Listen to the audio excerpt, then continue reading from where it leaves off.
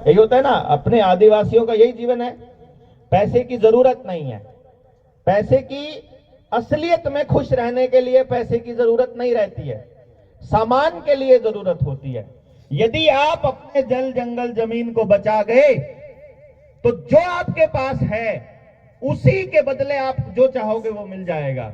लेकिन अगर आपने अपना जंगल खो दिया फिर आपको कुछ नहीं मिलेगा, फिर वही 85 करोड़ लोगों की तरह लाइन में लगकर भिखारी बनकर कटोरा उठाकर अनाज मांगना पड़ेगा। अगर अनाज के लिए भी आपको भीख मांगनी पड़ गई तो, अगर इनका पानी आ गया आपके यहां टूटी से, नल से पानी देने की बात करते हैं ना, ये उस नल से जो पानी देते हैं उसके अंदर फ्लोराइड डालते हैं। ये जो ये मोबाइल आपके हाथ में पकड़ाया हुआ है, ये मोबाइल नहीं है, ये कहीं आप इसको छोटा मोटी चीज समझते हो। ये कितना बड़ा हथियार है बताऊं आपको। आपके अंदर कोई है ऐसा बच्चा जो जिम में जाता है, जो मेहनत करता है, मजदूरी करता है कोई तगड़ा सा बच्चा? देखो कोई तगड़ा बंदा लेके आओ, निकालो यहां से, देखते हैं है कोई आदिवासी में जो लड़ने का माहिर हो? ढूंढो ना यार, एक आदमी भी नहीं लड़ने वाला, कुश्ती करने वाला, लड़ने वाला कोई है? आओ आओ आओ आओ, देखो ये दादा, अब मैं इनको बताता हूं, मैं ये आपको दिखा रहा हूं, प्रैक्टिकल दिखा रहा हूं। फोन है आपके पास? कहां है? ये देखो फोन जेब में डाला घूम रहा है। अब ये फोन क्या करता है मैं आपको दिखा रहा हूं, और ये अपने घर में जाकर चेक कर लेना। कहीं फिर ये मत कहना कि यहां पर आकर के ये बोलेंगे दादा कि पता नहीं क्या हुआ था वहां, तो घर पे देखता हूं। घर पे चेक करना, मेरी बात का यकीन मत करना, मैं आपको प्रैक्टिकल दिखा रहा हूं। ऐसे हाथ करो इधर की तरफ सीधा, बिल्कुल। मैं इसको दबाऊंगा और ये दबने नहीं देंगे, पूरा जोर लगाना जितना दम है, ठीक है? देखूंगा कितना दूध पीता है, बकरी का पीता है कि गाय का, भैंस का पीता है कि किसका? भाई दम तो है बंदे में, ठीक है? अभी मैं ये मोबाइल इसकी जेब में डाल देता हूं, बस। अब इस मोबाइल ने इसके शरीर को टच किया और ये मोबाइल इसको चूसना स्टार्ट कर देगा। दोबारा करो, इसकी सारी ताकत मोबाइल छीन लेगा। अब ये रोक नहीं पाएगा अपने हाथ को। अब देखोगे मैं बिल्कुल हल्के से करूंगा और ये अपने आप छोड़। लगा पा रहे हो जोर? है? और किसी को भी करवाइए, नहीं तो यकीन नहीं करेंगे। जोर लग रहा है? नहीं। दोबारा करते हैं। चलो 2 उंगलियों से करता हूं, ठीक है? पूरा हाथ नहीं करता हूं, 2 उंगलियों से। ये 2 उंगलियों से भी नहीं रोक पाएगा, नहीं होता है। और किसी को करवा लीजिए। अभी दोबारा देखो, अभी ये देखो, अभी मैंने फोन रख दिया है साइड में, अभी फिर से करके देखो, और फिर देखो कि जोर लग रहा है कि नहीं लग रहा है। लगाओ जोर। अब लग रहा है? जी हाँ। पता लगा ये कितनी खतरनाक चीज है? ये इनका हथियार है। जो आदमी यहां फोन लगाता है उसके दिमाग के आसपास रेडिएशंस का एक ऐसा जाल बनता है जो उसकी सोचने समझने की ताकत को खा जाता है। इसीलिए मोबाइल इस्तेमाल करने वाला आदमी अब आपको सारे उल्टे काम करते हुए दिखाई दे रहा है। नहीं दिखाई दे रहा क्या? आपके आदिवासी इलाकों में सब उल्टे काम करने वाले बच्चे होने लग गए हैं जिसके हाथ में भी मोबाइल है। इससे बचाना होगा आपको। कैसे बचाओगे मुझे नहीं पता, लेकिन मेरा काम है आपको ये बताना कि वो आपके बीच कैसे आएंगे। वो आपके बीच, आप ही के बीच के आदमी को लेकर के आएंगे। वो कभी दुश्मन की शक्ल में नहीं आएंगे। अब वो ये कहेंगे मैं तो तुम्हारा ही आदमी हूं ना, मैं तुम्हारा बुरा थोड़ी चाहूंगा, मैं तो तुम्हारा भला चाहूंगा। देखो अगर 2 पैसे बन जाएंगे तो क्या दिक्कत है? बना लो ना आधार कार्ड, बनवा लो ड्राइविंग लाइसेंस, क्या दिक्कत है? ड्राइविंग लाइसेंस बनवाने का मतलब क्या है पता है? हम क्या सोच रहे थे जनता सरकार मोर्चा वाले मालूम है?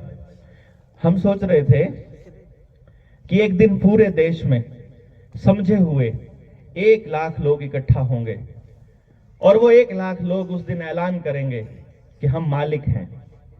और मालिक तुमसे परमिशन नहीं मांगेंगे। मालिक नौकर से परमिशन मांगता है क्या? नहीं मांगता है ना। तो मालिक को कोई पुलिस वाला रोक कर ये पूछ सकता है कि तुम अपना ड्राइविंग लाइसेंस दिखाओ, तुमको गाड़ी चलाना आता है कि नहीं आता है? पूछ सकता है क्या? नहीं पूछ सकता। मालिक को अपनी गाड़ी के ऊपर उनकी दी हुई नंबर प्लेट लगाने की जरूरत है क्या? तो जितनी गाड़ियां हमारी होंगी उन 1 लाख लोगों की, किसी भी गाड़ी के ऊपर नंबर प्लेट नहीं होगा और किसी के ऊपर कोई भी ड्राइविंग लाइसेंस नहीं बनवाएगा। जाओ तुम्हारा आधार कार्ड तुमको वापस करते हैं। पर 1 लाख लोग इकट्ठे करना महाभारत है। पर मुझे लगता है अगर आदिवासियों के बीच जाएं तो 1 लाख लोग पहले से ही तैयार बैठे होंगे। क्यों? हो सकता है, हो सकता है ना।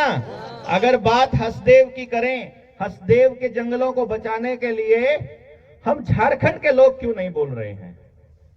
क्यों? क्योंकि हमको क्या लग रहा है कि अभी तो उधर चल रहा है ना, हम तो ठीक है अभी हमको ऐसा लगता है।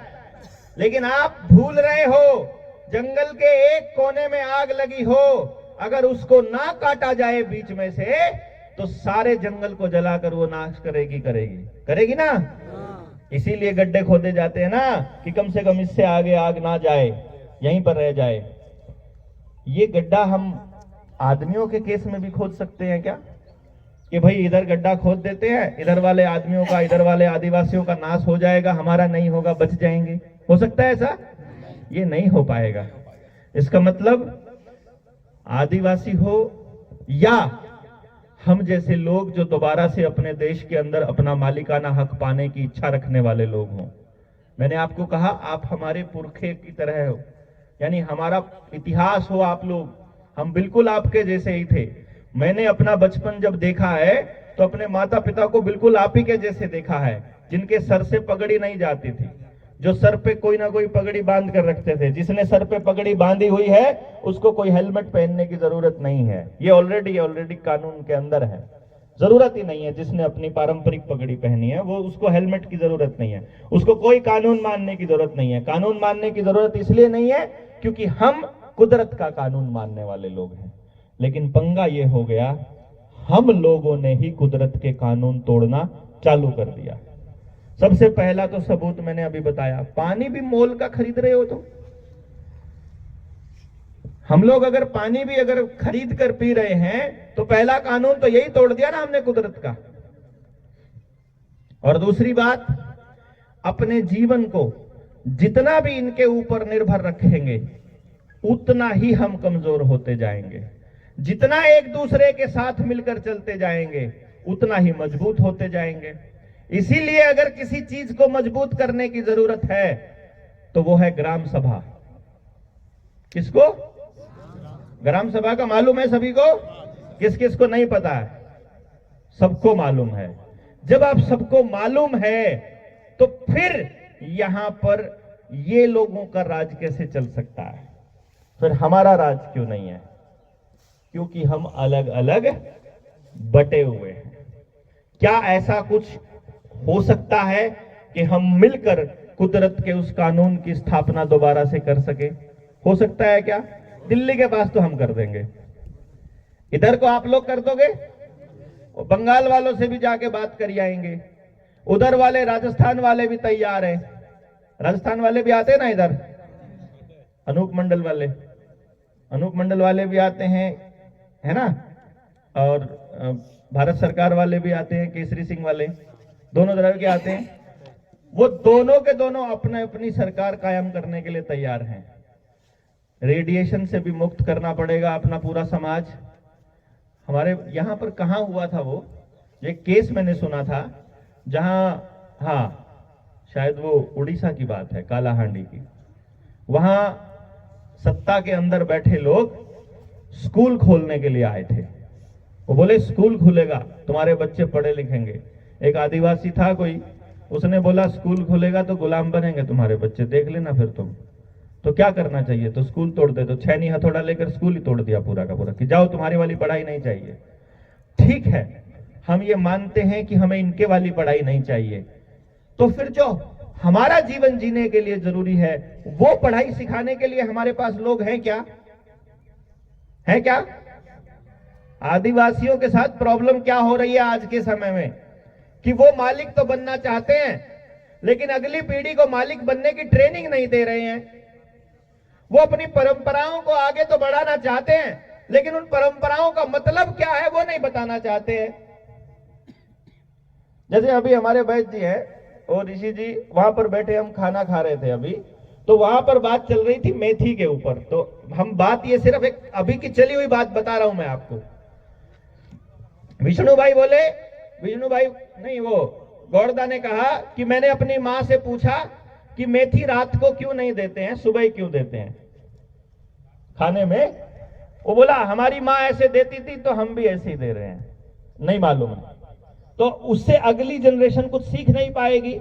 लेकिन फिर वैद्य जी ने हमको बताया कि भाई ये इसलिए देते हैं क्योंकि वो शुगर लेवल को डाउन करती है, शुगर को, ब्लड शुगर को डाउन करती है। तो रात को आदमी की शुगर डाउन ना हो जाए, जरूरत से ज्यादा डाउन ना हो जाए, इसलिए रात को नहीं देते हैं कि सोते सोते कोई दिक्कत आ जाए, इसलिए सुबह सुबह के खाने में या दोपहर के खाने में उसको शामिल किया जाता है। मेरा कहने का मतलब ये है सिर्फ कि जो काम हम कर रहे हैं, जो परंपरा हम अपनी निभा रहे हैं, वो परंपरा का मतलब क्या है, क्या अगली पीढ़ी को हम समझा पाए हैं? नहीं समझा पाए हैं ना। लेकिन वो लोग तो मोबाइल देकर आपके बच्चों को बता रहे हैं कि ऐसे रील बनती है, ऐसे ये काम होते हैं, इस तरह से डांस होते हैं, ऐसे ऐसे कपड़े होते हैं, ऐसे